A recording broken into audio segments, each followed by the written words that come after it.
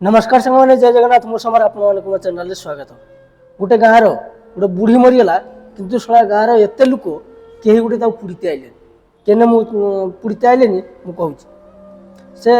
परिवार 5 जन से बुढ़ीर पुओ बहु आ दीटा नाती से नाती दीटा छुटिया थिला से बुढ़ी माने बहुत काम करे सी बयस तार ना 70-80 है किंतु सी काम करिए छाड़े घर कहीं ठुकुर मुकुर काम करुव कहीं बिलिकी जाऊँ कहीं तोला मारुव कहीं बिल रुथुव माने ठुकुर मुकुर काम करुए सी आ पुओ जी सी हूँ माने बही सब माने पटार की जो बही सब बांधिकी से सब लोक मैंने दिखती पटारे की बांधिकी रिटर्न करे से जहाँ पैसा दिखती आर से रही से परिवार चले आर से नाती दीटा से छुटिया फुटिया थे यही 3-4 वर्ष 5-6 वर्ष दीटा नाती थी आउ ता बहु हूँ से घर काम करे तो से बुढ़ी जिते सब काम दाम हेन करे दिन ताको बीमार है जहाँकि सी माने बिछुणा धरीगला से बिछुणार पड़ी पड़ी पड़ी पड़ी माने बहुत दिन पड़ रहा ता हाथ गोड़ भी काम कलानी ता मुहर पाटिर सब माने पुक होगा जो नांगुलिया पुक ना से पुक होगा गाँव सब घृणा कले घर को कहीं आइले बड़ गैस कला तो सी धीरे धीरे हेते हेते सी दिने ता बहु तापर बहुत रागे शला बुढ़ीटा एरक हूँ बेड़ा मरी जाऊनी माने ता से बुढ़ीटा को ता बहु जमा भल पानी तो दिने एरक माने ता बहु एरक ताकू जेरक गाड़ी मंद हेन कला ताकू से माने बिछुणार हगिला मुतिला सब ये कला ना तो ता बहु ताकू पिटेबी पिटना ता सी तो बिछुणार पड़ रही हगुचे मुतुचे गोटे जगार सब करुचे ता पाटिर सब पाटिर कि सब नेंगुड़िया पुक एत बड़ा नेंगुड़िया पुक है सी जो माने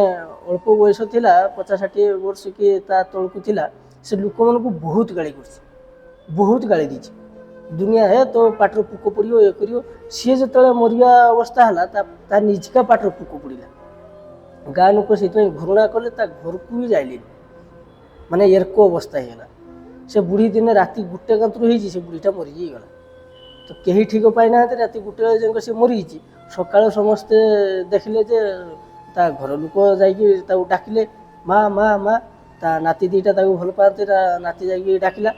बुढ़ीर हल चलेलानी माने से बुढ़ी ऊपर को पड़े टिकट काट दी जेरक मरी गाँव लोक मैंने पुड़ीते आइले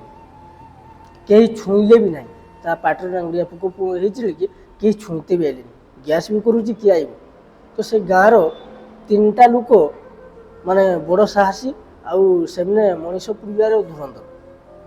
से 3टा लोक कहले गाँव कहीं न आसू गोटे काम करी आम 3 जन नहीं पुड़ीदेवा मेघ ढालुच माने प्रबल जोर मेघ ढालुच से मेघ वर्षार कि से बुढ़ी की कांधे की नहीं कि पेट्रोल माने काठ फाट सब इाड़ू सियाड़ू काठ फाट सब जुगाड़ कले जुगाड़ करी से पदारे की सजिले से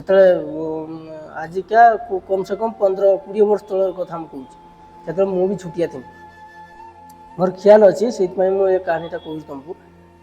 तो से मेघ ढालुची प्रबल जोर काठ फाट सब उदा होगा आईटी पुड़ा हम पदा से पदार तो फाँका से माने जो श्मशान घर एवं सब सरकार कर दी से श्मशान घर नाला तो समस्ते छता नहीं कि भलिकी काठ फाट सज कले ये कले देखिए पेट्रोल केरासिन ढाड़ी निआ नगी पुड़े माने 2-3 घंटा नागिगला पुड़ीते तथा भी हेलानी 2-3 घंटे भी ठीक क्लीयर पुड़ानी आबले डबल काठ शुखिला काठ किणी पेट्रोल ढाड़ी पुड़ी कम से कम सका 11-12 घंटा नहीं गले पुड़ी पुड़ा कि राति 10-11 आए तो सी तो बुढ़ी तो मरीगला ता पुओ तार जो पटा बांधिकी ये करूला ता पुओ भी एरक अवस्था है जहाँकि धीरे धीरे धीरे धीरे सी आउ काम भी कर पारानी ता हाथ फात एक थरिला हाथ थरिला ए बा हाथ काम कलानी ता बहु हूँ टे स्वास्थ्यवान अच्छी ये अच्छी किंतु ता बहु ता स्वामी की बड़ गाड़ी दिए माने ता स्वामीटा हूँ टे निर्माया रोग से कहार की किसी कहे कि ता स्त्री बड़ गाड़ी दिए ता जो से बुढ़ीर 2टा नाती बाहर जाइए काम करते बाहर एवं भी काम कर तो धीरे धीरे परिवारटा टे ये है से जो पुराना घर रोते पुओ मैंने बाहर जाइए काम करके पैसा आनला कि ସେମାନେ ପୁରୁଣା ଘରଟାକୁ ଭାଙ୍ଗିଦେଲେ। ଭାଙ୍ଗି ଦେଇକି ଅଲଗା ଜାଗାରେ ଗୋଟେ ଜାଗା କିଣିକି ସେଠି ଯାଇକି ଘର କଲେ, ପକ୍କା ଘର। ସେଠି ଯାଇକି ବିଲର କି ମାଟି ଭରିକି ପକ୍କା ଘର କଲେ ସେଠି। କିନ୍ତୁ ପ୍ଲାଷ୍ଟର ହେଇନାହିଁ, ପକ୍କା ଘର ହେଇଛି, 2ଟା ରୁମ୍ ହେଇଛି, ବାରଣ୍ଡା ହେଇଛି, ସେଇଠି ତାଙ୍କର ରହିଲେ। କିନ୍ତୁ ଯେଉଁ ତା ମାନେ ତା ବାପା, ସେ ଯେଉଁ ହାତ ଥରୁଛି, ତା ଦେହର ବହୁତ ଖର୍ଚ୍ଚ ହେଇଛି ପଇସା। ସେଇ ଛୁଆ 2 ଜଣ ବାହାରେ ରହିକି ପଇସା ପଠେଇ ଘର କଲେ। ଆଉ ତା ବାପାର ଯେଉଁ ହାତ ଥରୁଥିଲା ତାକୁ ଡାକ୍ତର ଦେଖିଲେ, ଇଏ କଲେ, ଏବେ ବି ସୁଦ୍ଧା ସେଇଭଳିଆ ତାର ଅବସ୍ଥା। ତା ମା ପୋକ ପଡ଼ିକି ମଲା, କିନ୍ତୁ ତା ବାପର ହାତ ଏଇ ବାଁ ହାତ କାମ କରୁନି, ଡାହାଣ ହାତ ଏରକ ଥରୁଛି। ଆଉ ପୁରା ନିର୍ମାୟ ରୋଗ। ତା ସ୍ତ୍ରୀ ତାକୁ ଦୁନିଆ ଗାଳି ଦିଏ, ଦୁନିଆ ଝାସତା।